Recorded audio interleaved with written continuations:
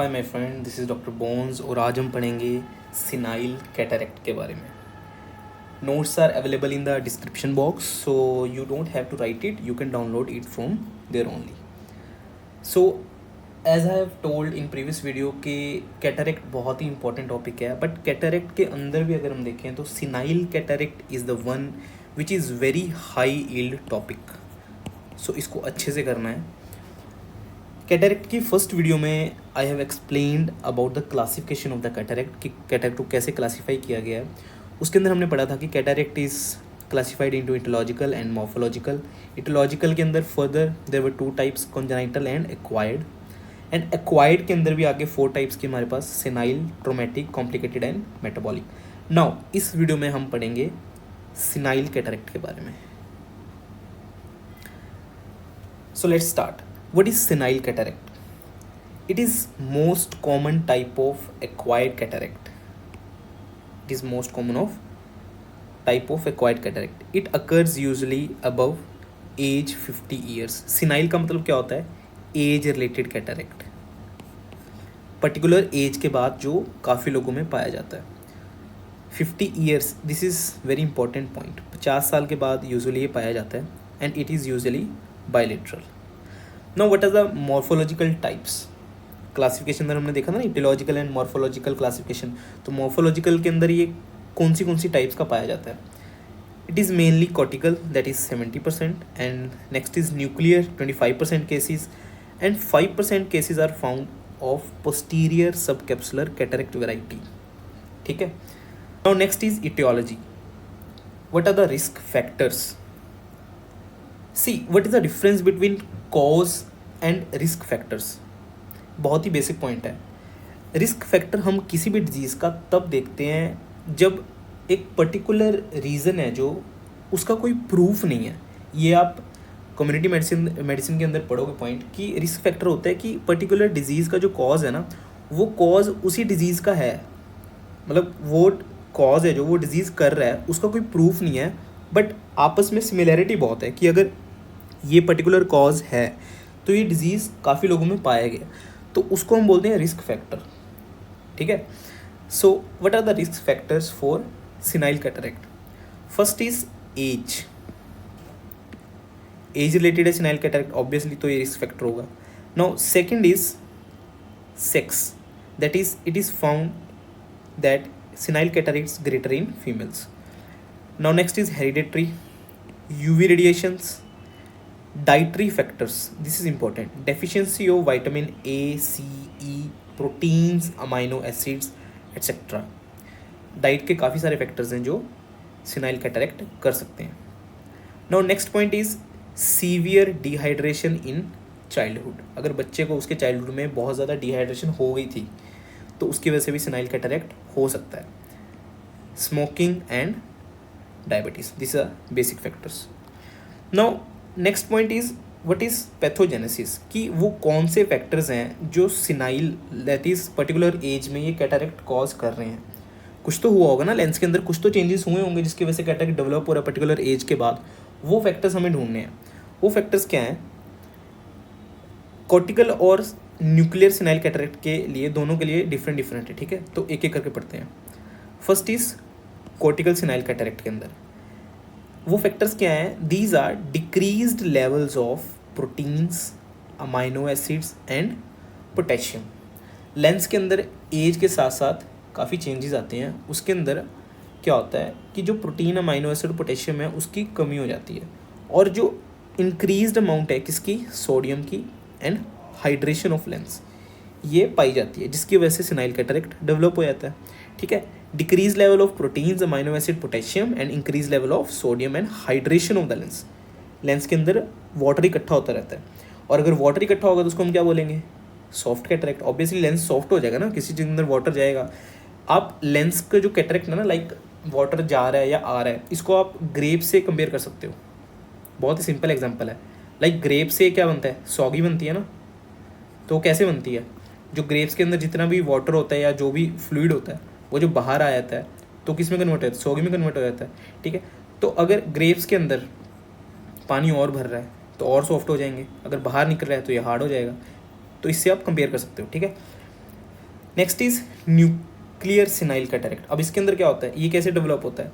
It occurs age related nuclear sclerosis, मतलब particular age में एक टाइम पे क्या होता है, लेंस के अंदर स्क्लेरोसिस हो जाती है, जिसकी वजह से क्या होता है, स्क्लेरोसिस प्लस क्या होता है, डिहाइड्रेशन ऑफ लेंस। अब ये बहुत इंपॉर्टेंट है, इन दोनों में फ़र्क क्या है? सी, इससे पहले वाला जो था कॉर्टिकल सिनाइल कैटरेक्ट, उसके अंदर हमने क्या पढ़ा, हाइड्रेशन ऑफ द लेंस, पर न्यूक्लियर के अंदर क्या हो रहा है, dehydration of the lens. This is the difference mainly, ठीक है। उसके अंदर हाइड्रेशन है, इसके अंदर डिहाइड्रेशन है। अब एज रिलेटेड कैटरेक्ट है न्यूक्लियर सिनाइल, इसके अंदर क्या हो रहा है, पर्टिकुलर एज पे न्यूक्लियर स्क्लेरोसिस हो रही है प्लस डिहाइड्रेशन हो रही है लेंस की, which causes hard type of cataract. इससे पहले वाला क्या था, सॉफ्ट कैटरेक्ट, क्योंकि पानी अंदर जा रहा था, ठीक है, ग्रेप वाली एग्जांपल होगी। और इसके अंदर क्या हो रहा है, इसके अंदर डिहाइड्रेशन हो रही है, पानी बाहर जा रहा है, तो ये क्या होगा, hard type of cataract. Simple. Now next is sclerosis lead to increased refractive index. अब देखो कोई लेंस है ना, उसके अंदर से पानी बाहर चला गया, वो हार्ड हो गया है, तो उसका रिफ्रैक्टिव इंडेक्स क्या होगा, इंक्रीज हो जाएगा ना, बढ़ जाएगा। और अगर हमें ये बेसिक सा पॉइंट है कि अगर रिफ्रैक्टिव इंडेक्स लेंस का इंक्रीज हो रहा है तो वो क्या करेगा, जो रेज आ रही हैं लेंस के अंदर उसको क्या करेगा, वो ज़्यादा बेंड करेगा। और अगर रेज लेंस के अंदर ज़्यादा बेंड हो रही हैं तो जो हमारा रेटिना है वो उससे पहले ही फोकस हो जाएंगी, जिसकी वजह से क्या होगा, अगर रेटिना के आगे रेज फोकस हो रही हैं तो उसको हम क्या बोलते हैं, मायोपिया बोलते हैं। अगर पीछे हो रही हैं तो क्या बोलते हैं, हाइपरमेट्रोपिया बोलते हैं। तो इसके अंदर क्या होगा, रिफ्रैक्टिव इंडेक्स इंक्रीज हो जाएगा, हार्ड कैटरेक्ट है स्क्लेरोसिस की वजह से, दस कोसिंग इंडेक्स मायोपिया। इंडेक्स का मतलब क्या हुआ कि रिफ्रैक्टिव इंडेक्स बढ़ने की वजह से जो मायोपिया हो रहा है, तो इसके अंदर क्या होगा, इंडेक्स मायोपिया हो जाएगा। किसके अंदर, न्यूक्लियर सिनाइल कैटरेक्ट के अंदर। और इससे पहले वाले के अंदर क्या होगा, क्योंकि ये कोर्टिकल था और इसके अंदर क्या हो रहा था, हाइड्रेशन हो रही थी ना, पानी अंदर जा रहा था लेंस के, तो अगर ये सॉफ्ट हुआ तो इसका रिफ्रैक्टिव इंडेक्स क्या होगा, कम हो जाएगा।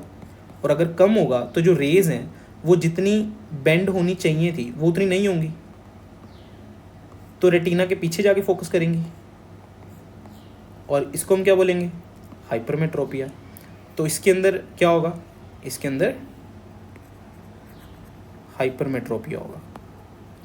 कॉर्टिकल सिनाइल कैटरेक्ट है तो हाइपरमेट्रोपिया होगा, न्यूक्लियर सिनाइल कैटरेक्ट तो मायोपिया होगा। Now there is one important point which you should know, there is a phenomena called second sight phenomena. अब ये क्या है, इसके अंदर क्या होता है, improvement of near vision due to nuclear cataract in patients with presbyopia और हाइपरमेट्रोपिया। इसका मतलब क्या हुआ, सी ओल्डर एज में क्या होता है, आपने काफ़ी बार सुना होगा कि जो ओल्ड एज पीपल होते हैं उनके नज़दीक का चश्मा होता है ना, उनकी जो नज़दीक की विजन होती है वो कम हो जाती है।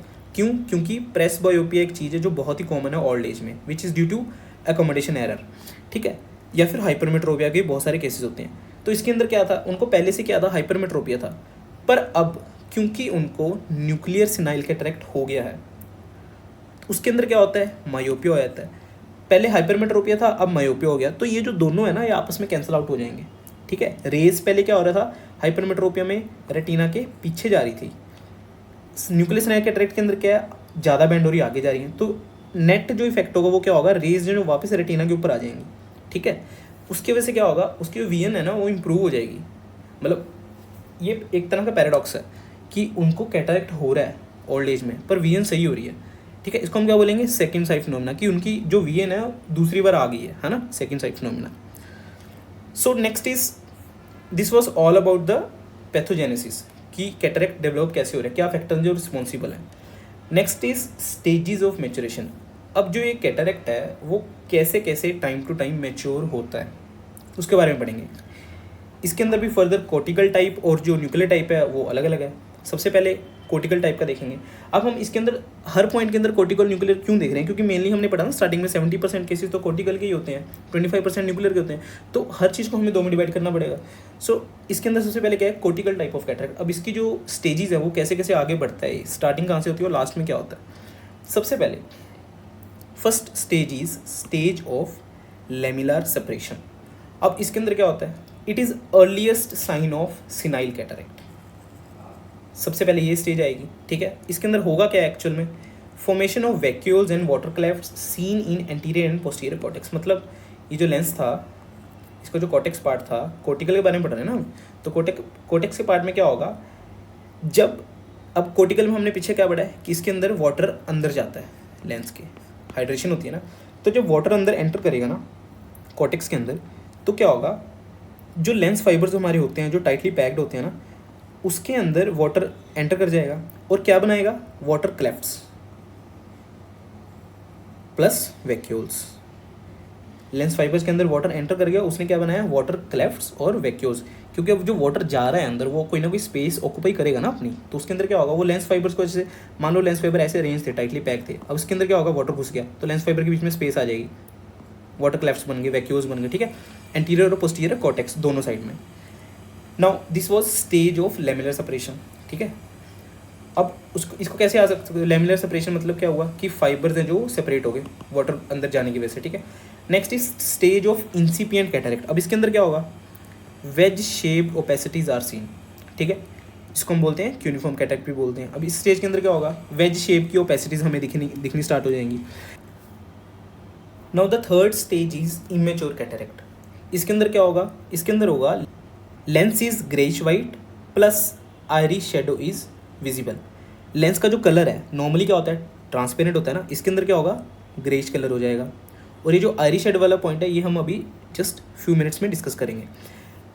Next point is fourth stage is mature cataract. इसके अंदर क्या होगा, जो पहले ग्रेइश वाइट था वो किसके अंदर कन्वर्ट हो जाएगा, पर्ली वाइट के अंदर। सी लेंस जो कैटरेक्ट है ना वो धीरे धीरे डेवलप होता जा रहा है, तो पहले क्या था, थोड़ा सा ग्रेइश हुआ है ना, उसके बाद पूरा वाइट हो गया कि ओपेसिटी बढ़ती जा रही है, ठीक है। और इसके अंदर क्या होगा, नो आयरिश शेडो, इसके पहले वाले के अंदर दिखती है। अब ये आयरिश शेडो को क्या सीन है, see guys this is very very important clinical sign जो हमें हेल्प करता है इमेच्योर और मैच्योर कैटरेक्ट को डिफ्रेंशिएट करने में। नॉर्मली क्या होता है कि जो हमारा लेंस है ना, ये हमारी आई है, और जो हमारा लेंस है ना उसके आगे ऐसे क्या होता है, आइरिस होती है, उसके अंदर क्या होता है, प्यूपिल होता है। तो अगर हम एक टॉर्च लेके साइड से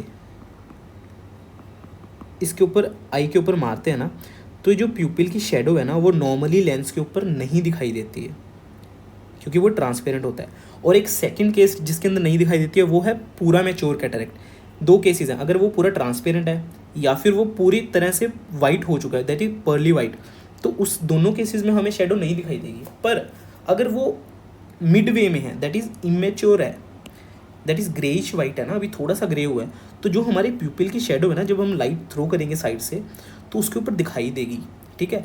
इससे हमें क्या पता लगेगा, इससे हमें पता लगेगा कि वो इमेच्योर कैटरेक्ट है, वो भी मैच्योर में कन्वर्ट नहीं हुआ है, तो इसी को हम बोलते हैं आइरिस शेडो, ठीक है।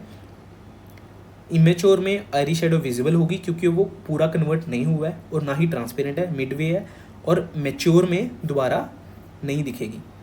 अगर आपसे कोई पूछता है कि अगर नॉर्मल पर्सन है उसके अंदर दिखेगी, तो उसके अंदर भी नहीं दिखेगी, ठीक है, ट्रांसपेरेंट के अंदर भी नहीं होती है। Now next is fifth stage, that is hypermature cataract. अब इसके अंदर क्या होगा, it develops when mature cataract is left untreated. अब अगर आप इसको फोर्थ स्टेज तक पहुंच गए और ठीक नहीं कर रहे तो वो हाइपर मैच्योर में ऑब्वियसली कन्वर्ट होगा ना। तो फर्दर ये दो टाइप्स का होता है, that is Morgagnian and sclerotic type. अब सी मोरगैग्नियन के अंदर क्या होता है, इसके अंदर in this whole cortex is liquefied and the cortex converted to bag of milky fluid.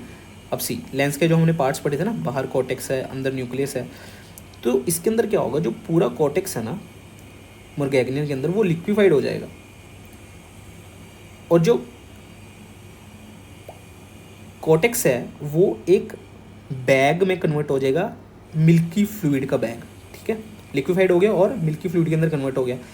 अब जो बीच में न्यूक्लियस था ना, ठीक है, अब ये लेंस है, इसके ये बीच में न्यूक्लियस है, इसका जो साइड वाला पार्ट है उसको होल्ड कर रहा था, सपोर्ट कर रहा था, उसके बीच में पड़ा था ये। अब अगर ये लिक्विड में कन्वर्ट हो जाए तो ये चीज़ सिंक करेगी ना अपने आप नीचे, तो वही यहाँ पे लिखा हुआ है, स्मॉल ब्राउनिश न्यूक्लियस है जो सेटल्स एट द बॉटम।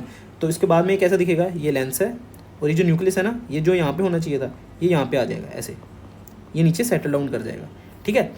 तो this is Morgagnian cataract. See how it looks, nucleus नीचे सेटल कर गया, this is the real image, this is the nucleus जो नीचे सेटल डाउन कर गया। Now next type is sclerotic type. इसके अंदर क्या होगा, जो कोटेक्स है disintegrates and lens shrinks due to leakage of water. इसका मतलब क्या हुआ, again I will give here grape वाली example, this is a grep. अब अगर इसके अंदर से सारा वाटर हम बाहर निकाल दें तो क्या होता है, ये सोगी में कन्वर्ट होता है ना ऐसी। तो सोगी कैसी होती है, ऐसी होती है ना, लाइक रिंकल्ड होती है ना, क्योंकि पानी तो निकल गया, बाहर वाली लेयर इंटैक्ट है, तो ये ऐसे रिंकल रिंकल दिखती है। Same is sclerotic type. Cortex क्या होगा, डिसइंटीग्रेट, कोटेक्स सारा खत्म हो गया, ये लेंस था, कोटेक्स से सारा टूट गया, और लेंस है जो श्रिंक हो गया due to leakage of water, जो वाटर था वो सारा बाहर आ गया, और लेंस है जो हमारा ऐसे श्रिंक दिखेगा। Anterior capsule is wrinkled and thicken, जो बाहर वाला सबसे था एंटीरियर कैप्सूल वो रिंकल हो जाएगा और थिक हो जाएगा, as simple as that. So this was all about cortical type of cataract, stages of maturation of cortical type of cataract, lamellar separation, incipient cataract, immature cataract, mature and then hypermature cataract। उसके दो types हैं, Morgaginian and sclerotic। Now next is nuclear type of cataract। अब इसके अंदर क्या होगा, इसके अंदर कुछ पॉइंट्स है जो हमें पढ़ने हैं। First is progressive nuclear sclerosis take place. अब इसके अंदर क्या होगा, न्यूक्लियर स्क्लेरोसिस होगी ऑब्वियसली न्यूक्लियर टाइप के अंदर, प्रोग्रेसिव चलती रहती है। लेंस बिकम हार्ड, पहले वाला क्या था, सॉफ्ट था, वाटर अंदर जा रहा था, इसके अंदर क्या होगा, हार्ड होगा, इनइलास्टिक बन जाएगा, लाइट रेज को ऑब्स्ट्रक्ट करेगा। Next is changes start at centre and then progress to periphery, पहले सेंटर से स्टार्ट होगा फिर धीरे धीरे साइड में ओपेसिटी होगी, ठीक है। उसके बाद nucleus shows different colours. Now this is important point, cortical के अंदर ऐसा कुछ नहीं था, बट न्यूक्लियर के अंदर क्या होता है, उसका जो कलर है ना वो चेंज होता है। क्यों, क्योंकि डिपोजिशन ऑफ यूरोक्रोम पिगमेंट हो जाती है। एक यूरोक्रोम पिगमेंट होता है, ये जस्ट याद कर लो, उसकी डिपोजिशन की वजह से जो न्यूक्लियर है उसका कलर चेंज होता है during progression. And these colours are yellow, amber, brown and black. ये फर्दर इसको क्लासिफिकेशन कह सकते हैं हम, किया गया है ग्रेड्स के हिसाब से। सबसे पहले येलो कलर में कन्वर्ट होता है, फिर एम्बर में, फिर ब्राउन में, फिर ब्लैक में। Now there is a important clinical point, ये हम क्यों पढ़ रहे हैं ना, ये कलर्स अलग अलग क्यों पढ़ रहे हैं। पेशेंट आपके पास कंप्लेन लेके आता है इस टाइप ऑफ कैटरेक्ट का कि उसको येलो कलर्ड विजन दिख रहा है, जिसको हम क्या बोलते हैं, xanthopsia. So this is a clinical point. Now next is important one that are clinical features of the senile cataract. अगर आपके पास सिनाइल कैटरेक्ट का पेशेंट आ रहा है, जो भी बहुत कॉमन है, ये आपके जो फाइनल प्रैक्टिकल होते हैं ना उसके अंदर भी आपको कैटरेक्ट का एक केस ज़रूर मिलता है, which is of senile cataract, ठीक है। सो क्लिनिकल फीचर्स आपको क्या क्या दिखेंगे, सिम्टम्स एंड साइन अलग अलग चीज़ें हैं, ठीक है। सिम्टम्स में क्या होगा, सबसे पहले जो पेशेंट आपको बताएगा, साइंस आर जो आप देखते हैं, सिम्टम्स होते हैं जो पेशेंट आपको बताता है। तो symptom number 1 is glare, patient आपको बोलेगा कि वो इंटॉलरेंस टू ब्राइट लाइट हो गया, उसको ब्राइट लाइट दिक्कत हो रही है, ठीक है, इंटॉलरेंस, वो टॉलरेट नहीं कर पा रहा उसको। डिप्लोपिया, अब क्योंकि स्क्लेरोसिस हो रही थी, है ना, अलग अलग पार्ट में लेंस के, हार्ड कैटरेक्ट हो या फिर सॉफ्ट कैटरेक्ट हो, तो जो रिफ्रैक्टिव इंडेक्स था उसके अंदर चेंजेस आ रहे हैं, तो अलग अलग जगह पर रिफ्रैक्टिव इंडेक्स अलग अलग हो गया, है ना, यूनिफॉर्म नहीं रहा, तो उसकी वजह से क्या होगा, जो लाइट रेज हैं वो इरेगुलर रिफ्लेक्शन होगी ना, कोई इधर जा रही है, कोई ज़्यादा बेंड हो गई है, कोई कम बेंड हो रही है, उसकी वजह से क्या होगा, उसको डिप्लोपिया, डबल विजन हो जाएगा, ठीक है। The next part is coloured haloes. अब जो लाइट है वो अलग अलग रिफ्रैक्टिव इंडेक्स की वजह से अलग अलग पार्ट में टूट जाएगी ना, नॉर्मली वाइट लाइट आती है, अब अगर वाइट लाइट को हमें पढ़ा है कि वो 7 कलर से मिलके बनती है ना, विबग्योर, तो अगर ये वाइट लाइट को हम तोड़ दें तो ये अलग अलग कलर दिखेंगे हमें, ठीक है। तो वाइट लाइट अलग अलग कलर्स में ब्रेक होगी तो उसकी वजह से क्या होगा, कलर्ड हेलोज दिखेंगे। Now the next is poor discrimination of colour. अब अलग अलग कलर दिख रहे हैं उसको, ठीक है, तो प्लस जो उसका लेंस है ना उसका कलर खुद चेंज हो गया है ना, हमने पढ़ा येलो, एम्बर, ब्राउन, ब्लैक, तो लेंस का कलर चेंज हो गया, इसलिए वो कलर डिस्क्रिमिनेशन में उसको दिक्कत आएगी। Now next is blood images, उसके बाद है वीएन लॉस, ठीक है। अब ऑब्वियसली ओपेसिटी हो गई है तो उसका जो वीएन है वो कम होता रहेगा ना, विच इज़ ग्रेजुअल, धीरे धीरे, पेनलेस, पेन वाली कोई चीज़ ही नहीं है इसके अंदर, पेन क्यों होगा। नेक्स्ट इज प्रोग्रेसिव, ठीक है। And last is central opacities. Nuclear cataract के अंदर क्या होगा, bad vision in daytime and peripheral opacity is bad vision in night time. Now this is very important point. इसका मतलब क्या है? See, जो सेंट्रल ओपेसिटीज हैं दैट इज़ न्यूक्लियर कैटरेक्ट, उसके अंदर क्या होता है, ये हमारा लेंस है, यहाँ पे ये न्यूक्लियस होता है और इसके अंदर ओपेसिटी है, ठीक है। अब यहाँ पे क्या लिखा है, bad vision at day time. क्यों? डे टाइम में क्या होता है, डे टाइम में this is sun, day time में लाइट हमारी आंखों में पड़ रही है तो हमारा जो प्यूपिल है ना वो क्या करता है, वो कंस्ट्रिक्ट कर जाता है, क्योंकि लाइट ज़्यादा आ रही है ना तो कंस्ट्रिक्ट कर जाएगा। This is normal phenomena. रात को क्या होता है, प्यूपिल डायलेट कर जाता है और डे टाइम में कंस्ट्रिक्ट कर जाता है। तो डे टाइम में क्योंकि प्यूपिल कंस्ट्रिक्ट कर रहा है तो जो लाइट, जो रेस का एंटर करने का एरिया ना वो ऑलरेडी कम है, ठीक है। और जो हमारी सेंटर है न्यूक्लियर, वहाँ पे ओपेसिटी हो रखी है। तो क्योंकि प्यूपिल भी कॉन्ट्रैक्ट कर गया और सेंटर में ओपेसिटी है, उसकी वजह से क्या होगा, डे टाइम में वीएन में दिक्कत आएगी, that is bad vision at day time, ठीक है। अब अगर इसका उल्टा करें, पेरिफेरल ओपेसिटीज, अगर यही ओपेसिटी सेंटर में ना होके पेरिफ्री में हो तो क्या होगा, अब रात के टाइम में क्या होता है, हमारा जो प्यूपिल है वो डायलेट कर जाता है, ठीक है। जो लाइट रेज है वो मेनली साइड से पास आउट करती हैं, ठीक है, सेंटर से भी करती हैं बट मेनली साइड से करती हैं, इसीलिए डायलेट करता है। अब bad vision in night time, अब पेरिफेरल में ओपेसिटीज़ हैं और यहीं से लाइट रेज को एंटर करना है तो उसको दिक्कत आएगी और उसकी वजह से क्या होगा, नाइट टाइम में वीएन में दिक्कत आएगी। सो कहने का मतलब क्या हुआ, अगर सेंट्रल ओपेसिटीज़ हैं दैट इज़ न्यूक्लियर कैटरेक्ट है तो दिन में दिक्कत आएगी पेशेंट को, और अगर पेरिफेरल ओपेसिटीज़ है दैट इज़ कोर्टिकल कैटरेक्ट है तो पेशेंट विल कंप्लेन कि मुझे रात में देखने में दिक्कत आती है, ठीक है। This is the important point. Now next is science, जो आप पेशेंट को एग्जामिन करोगे आपको दिखेंगे।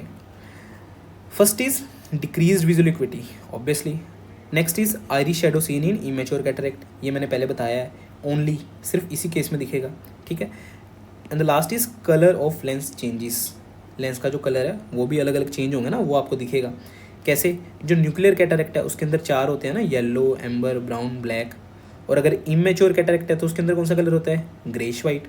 अगर वो मैच्योर में कन्वर्ट हो गया तो कौन सा होएगा, पर्ली वाइट। और अगर आपके पास मोरगैग्नियन का केस है तो उसके अंदर क्या कलर होगा लेंस का, मिल्की वाइट। और अगर स्क्लेरोटिक का है तो क्या होगा, डर्टी वाइट। ये सारे पॉइंट्स याद रखने हैं, क्लिनिकल पॉइंट ऑफ व्यू से बहुत इंपॉर्टेंट है, क्योंकि यही चीज़ें हैं जो आप पेशेंट के लेंस के अंदर एग्जामिन कर सकते हो, है ना, तभी आप बताओगे ना कि कौन सी टाइप ऑफ कैटरेक्ट है। अब क्लिनिकल केसेस में फाइनल में क्या होगा, सबसे पहले आपको ये बताना पड़ेगा ना कि कौन सा कैटरेक्ट है, फिर ही उसके पॉइंट लिख पाओगे ना, पेशेंट से हिस्ट्री लोगे जब। तो अगर आपको कैटरेक्ट ही नहीं पता कि इमेच्योर है मैच्योर है, मान लो पेशेंट है इमेच्योर कैटरेक्ट का, आपने लिख दिया मैच्योर के बारे में साथ, तो गलत हो जाएगा ना केस। तो इसलिए बहुत इंपॉर्टेंट पॉइंट है। Now next sign is morphological changes in the lens, जो आपको दिखाई देंगी। क्या क्या, शेप चेंज हो गई है लेंस की, साइज चेंज हो गया है, पैटर्न चेंज हो गया, हार्डनेस है कि नहीं है, ठीक है। उसके बाद है डिस्टेंट डायरेक्ट ऑप्थाल्मोस्कोपी, ये एक इन्वेस्टिगेशन है जो हम आगे वीडियोस में पढ़ेंगे। इसके अंदर क्या होता है, नॉर्मली क्या होता है, reddish yellow fundal glow is seen in absence of opacity. Normally अगर कोई ओपेसिटी नहीं है ना तो रेडिश येलो फंडल ग्लो हमें दिखना चाहिए इस इन्वेस्टिगेशन के अंदर, ठीक है, रेडिश येलो फंडल ग्लो, ठीक है। बट अगर पार्शियल कैटरेक्ट है तो क्या होगा, black shadow against red फंडल glow is scene. Normally क्या था, पूरा रेड दिखना चाहिए था, बट अगर ये लेंस है इसके बीच में यहाँ से पार्शियल कैटरेक्ट है ना, बीच बीच में ओपेसिटी है, तो नॉर्मली तो सारा कहीं रेड है, बट जहाँ पे ये ओपेसिटी है ना वहाँ पे क्या दिखेगा, ब्लैक दिखेगा। तो ब्लैक शेडो हमें दिखाई देंगी पार्शियल के अंदर। बट अगर ये कंप्लीट कैटरेक्ट है, दिस इज अ लेंस, और ये पूरा ही कैटरेक्ट कंप्लीट हो गया, तो फिर कोई रेड फंडल ग्लो दिखेगी ना, उसने पूरा कवर कर लिया उसको, तो no red glow is seen. And the last is retinoscopy, इसके अंदर हमें क्या पता लगेगा, myopia in nuclear cataract, hypermetropia in cortical cataract. ये कैसे होता है ये मैंने पहले एक्सप्लेन कर दिया है। So this is very very important high yield topic, ठीक है। एक बार फास्ट रिवीजन करते हैं, इसके अंदर हमने क्या पढ़ा, सिनाइल कैटरेक्ट, मॉर्फोलॉजिकल टाइप्स क्या हैं, रिस्क फैक्टर्स क्या हैं, पैथोजेनेसिस क्या है, ठीक है। उसके बाद मैच्योरेशन स्टेजेस क्या क्या होती हैं, ठीक है, स्टेजेस इज़ इम्पॉर्टेंट।